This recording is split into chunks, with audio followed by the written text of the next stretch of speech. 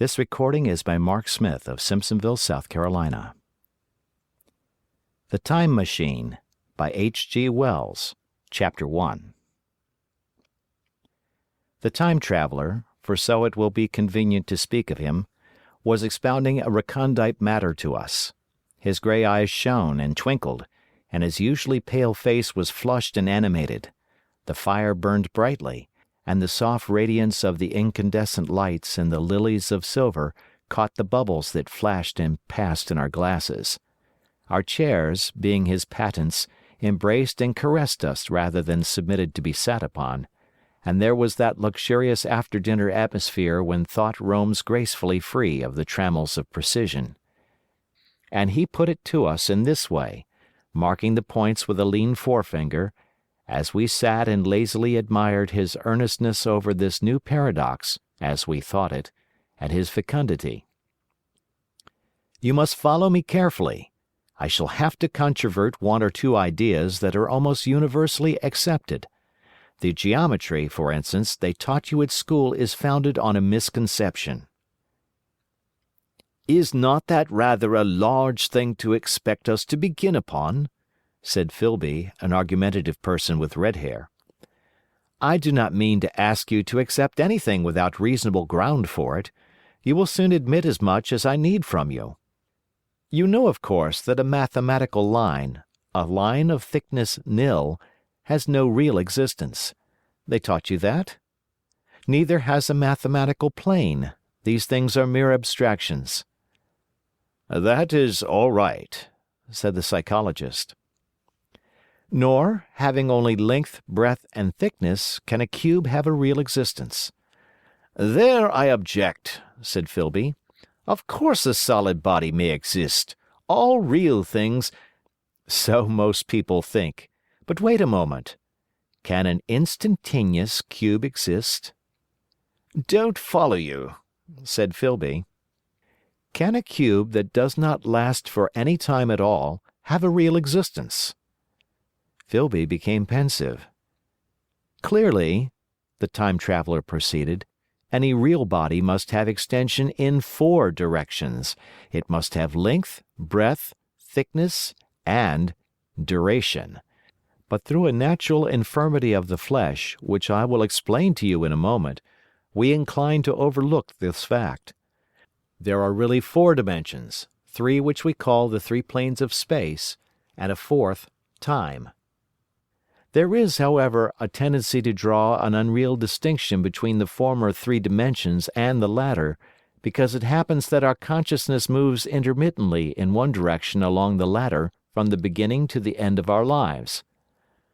"That," said a very young man, making spasmodic efforts to relight his cigar over the lamp, "that, very clear indeed." "Now, it is very remarkable that this is so extensively overlooked," continued the time traveler, with a slight accession of cheerfulness. "Really, this is what is meant by the 4th dimension, though some people who talk about the 4th dimension do not know they mean it. It is only another way of looking at time. There is no difference between time and any of the 3 dimensions of space, except that our consciousness moves along it. But some foolish people have got hold of the wrong side of that idea. You have all heard what they have to say about this 4th dimension." "I have not," said the provincial mayor. "It is simply this, that space, as our mathematicians have it, is spoken of as having 3 dimensions, which one may call length, breadth, and thickness, and is always definable by reference to 3 planes, each at right angles to the others. But some philosophical people have been asking why 3 dimensions particularly, why not another direction at right angles to the other 3, and have even tried to construct a 4-dimension geometry. Professor Simon Newcomb was expounding this to the New York Mathematical Society only a month or so ago. You know how on a flat surface, which has only 2 dimensions, we can represent a figure of a 3-dimensional solid, and similarly they think that by models of 3 dimensions they could represent one of 4, if they could master the perspective of the thing. See?" "I think so," murmured the provincial mayor, and, knitting his brows, he lapsed into an introspective state, his lips moving as one who repeats mystic words. "Yes, I think I see it now," he said after some time, brightening in a quite transitory manner. "Well, I do not mind telling you I have been at work upon this geometry of 4 dimensions for some time.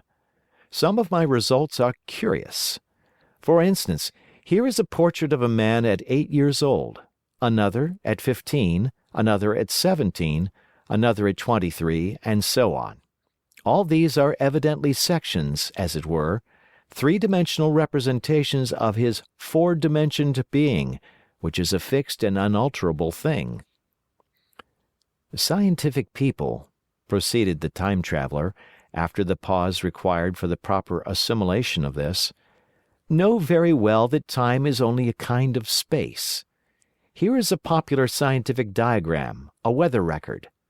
This line I trace with my finger shows the movement of the barometer. Yesterday it was so high. Yesterday night it fell. Then this morning it rose again, and so gently upward to here. Surely the mercury did not trace this line in any of the dimensions of space generally recognized. But certainly it traced such a line, and that line, therefore, we must conclude was along the time dimension." "But," said the medical man, staring hard at a coal in the fire, "if time is really only a 4th dimension of space, why is it, and why has it always been, regarded as something different? And why cannot we move in time as we move about in the other dimensions of space?" The Time Traveller smiled. "Are you sure we can move freely in space? Right and left we can go, backward and forward freely enough, and men always have done so. I admit we move freely in 2 dimensions, but how about up and down? Gravitation limits us there." "Not exactly," said the medical man. "There are balloons." "But before the balloons, save for spasmodic jumping and the inequalities of the surface, man had no freedom of vertical movement." "Still, they could move a little up and down," said the medical man. "Easier, far easier down than up." "And you cannot move at all in time, you cannot get away from the present moment." "My dear sir, that is just where you are wrong. This is just where the whole world has gone wrong. We are always getting away from the present moment. Our mental existences, which are immaterial and have no dimensions, are passing along the time dimension with a uniform velocity from the cradle to the grave. Just as we should travel down if we began our existence 50 miles above the earth's surface." "Now, the great difficulty is this," interrupted the psychologist. "You can move about in all directions of space, but you cannot move about in time." "That is the germ of my great discovery. But you are wrong to say that we cannot move about in time. For instance, if I am recalling an incident very vividly, I go back to the instant of its occurrence. I become absent-minded, as you say. I jump back for a moment. Of course we have no means of staying back for any length of time, any more than a savage or an animal has of staying 6 feet above the ground. But a civilized man is better off than the savage in this respect. He can go up against gravitation in a balloon, and why should he not hope that ultimately he may be able to stop or accelerate his drift along the time dimension, or even turn about and travel the other way?" "Oh, this," began Filby, "is all—" "Why not?" said the Time Traveller. "It's against reason," said Filby. "What reason?" said the Time Traveller. "You can show black is white by argument," said Filby, "but you will never convince me." "Possibly not," said the Time Traveller. "But now you begin to see the object of my investigations into the geometry of 4 dimensions. Long ago I had a vague inkling of a machine—" "To travel through time!" exclaimed the very young man. that shall travel indifferently in any direction of space and time, as the driver determines." Filby contented himself with laughter. "But I have experimental verification," said the Time Traveler. "It would be remarkably convenient for the historian," the Psychologist suggested. "One might travel back and verify the accepted account of the Battle of Hastings, for instance."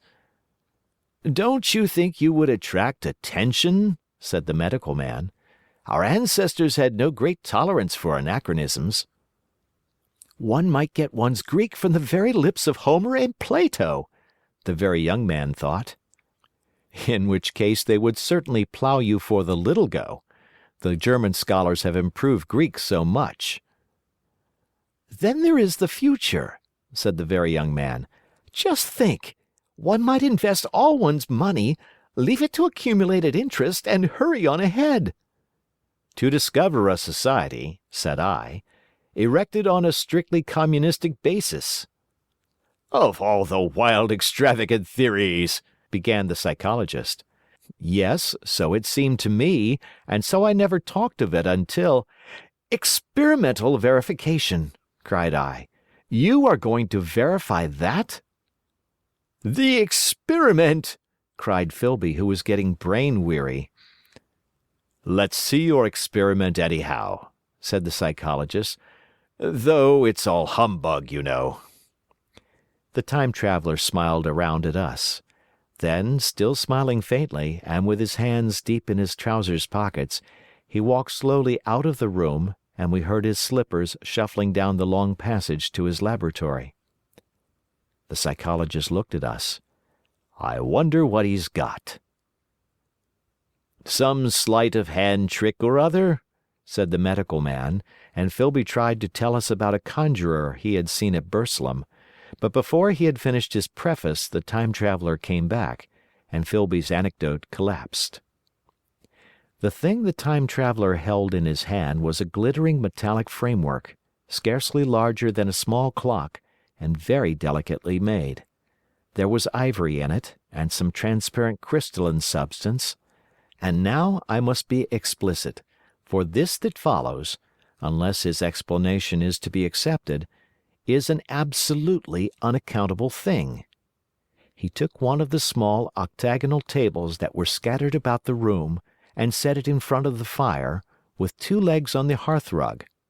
On this table he placed the mechanism. Then he drew up a chair and sat down. The only other object on the table was a small shaded lamp, the bright light of which fell upon the model. There were also perhaps a dozen candles about, 2 in brass candlesticks upon the mantel and several in sconces, so that the room was brilliantly illuminated. I sat in a low armchair nearest the fire, and I drew this forward so as to be almost between the Time Traveler and the fireplace. Filby sat behind him, looking over his shoulder. The Medical Man and the Provincial Mayor watched him in profile from the right, the Psychologist from the left. The Very Young Man stood behind the Psychologist. We were all on the alert. It appears incredible to me that any kind of trick, however subtly conceived and however adroitly done, could have been played upon us under these conditions. The Time Traveler looked at us, and then at the mechanism. "Well?" said the Psychologist. "This little affair," said the Time Traveler, resting his elbows upon the table and pressing his hands together above the apparatus, "is only a model. It is my plan for a machine to travel through time. You will notice that it looks singularly askew and that there is an odd twinkling appearance about this bar, as though it was in some way unreal." He pointed to the part with his finger. "Also, here is one little white lever, and here is another." The Medical Man got up out of his chair and peered into the thing. "It's beautifully made," he said. "It took 2 years to make," retorted the Time Traveler. Then, when we had all imitated the action of the Medical Man, he said, "Now I want you clearly to understand that this lever, being pressed over, sends the machine gliding into the future, and this other reverses the motion. This saddle represents the seat of a time traveler. Presently I am going to press the lever, and off the machine will go. It will vanish, pass into future time, and disappear. Have a good look at the thing. Look at the table, too, and satisfy yourselves there is no trickery. I don't want to waste this model, and then be told I'm a quack." There was a minute's pause, perhaps. The psychologist seemed about to speak to me, but changed his mind. Then the time traveler put forth his finger towards the lever.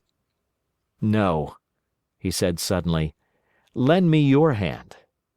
And turning to the psychologist, he took that individual's hand in his own and told him to put out his forefinger, so that it was the psychologist himself who sent forth the model time machine on its interminable voyage. We all saw the lever turn. I am absolutely certain there was no trickery. There was a breath of wind, and the lamp flame jumped. One of the candles on the mantel was blown out, and the little machine suddenly swung around, became indistinct, was seen as a ghost for a second perhaps, as an eddy of faintly glittering brass and ivory, and it was gone, vanished.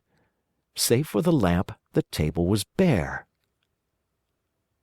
Everyone was silent for a minute. Then Filby said he was damned. The psychologist recovered from his stupor and suddenly looked under the table. At that the time traveler laughed cheerfully. "Well?" he said, with a reminiscence of the psychologist. Then, getting up, he went to the tobacco jar on the mantel and with his back to us began to fill his pipe. We stared at each other. "Look here," said the medical man, "are you in earnest about this? Do you seriously believe that that machine has traveled into time?" "Certainly," said the time traveler, stooping to light a spill at the fire. Then he turned, lighting his pipe, to look at the psychologist's face. The psychologist, to show that he was not unhinged, helped himself to a cigar and tried to light it uncut. "What is more, I have a big machine nearly finished in there," he indicated the laboratory, "and when that is put together I mean to have a journey on my own account." "You mean to say that that machine has traveled into the future?" said Filby. "Into the future or the past, I don't for certain know which." After an interval, the psychologist had an inspiration. "It must have gone into the past if it has gone anywhere," he said. "Why?" said the time traveler. "Because I presume that it has not moved in space, and if it has traveled into the future, it would still be here all this time, since it must have traveled through this time." "But," I said, "if it traveled into the past, it would have been visible when we first came into this room, and last Thursday when we were here, and the Thursday before that, and so forth." "Serious objections," remarked the provincial mayor, with an air of impartiality, turning towards the time traveler. "Not a bit," said the time traveler, and to the psychologist, "You think. You can explain that. It's presentation below the threshold, you know, diluted presentation." "Of course," said the psychologist, and reassured us. "That's a simple point of psychology. I should have thought of it. It's plain enough, and helps the paradox delightfully. We cannot see it, nor can we appreciate this machine, any more than we can the spoke of a wheel spinning, or a bullet flying through the air. If it is traveling through time 50 times or 100 times faster than we are, if it gets through a minute while we get through a second, the impression it creates will of course be only 1/50th or 1/100th of what it would make if it were not traveling in time. That's plain enough." He passed his hand through the space in which the machine had been. "You see?" he said, laughing. We sat and stared at the vacant table for a minute or so. Then the time traveler asked us what we thought of it all. "It seems plausible enough tonight," said the medical man. "But wait until tomorrow. Wait for the common sense of the morning." "Would you like to see the time machine itself?" asked the time traveler. And therewith, taking the lamp in his hand, he led the way down the long, draughty corridor to his laboratory. I remember vividly the flickering light, his queer, broad head in silhouette, the dance of the shadows, how we all followed him, puzzled but incredulous, and how there in the laboratory we beheld a larger edition of the little mechanism which we had seen vanish from before our eyes. Parts were of nickel, parts of ivory, parts had certainly been filed or sawn out of rock crystal. The thing was generally complete, but the twisted crystalline bars lay unfinished upon the bench beside some sheets of drawings, and I took one up for a better look at it. Quartz it seemed to be. "Look here," said the medical man. "Are you perfectly serious? Or is this a trick, like that ghost you showed us last Christmas?" "Upon that machine," said the time traveler, holding the lamp aloft, "I intend to explore time. Is that plain? I was never more serious in my life." None of us knew quite how to take it. I caught Filby's eye over the shoulder of the medical man, and he winked at me solemnly. End of chapter.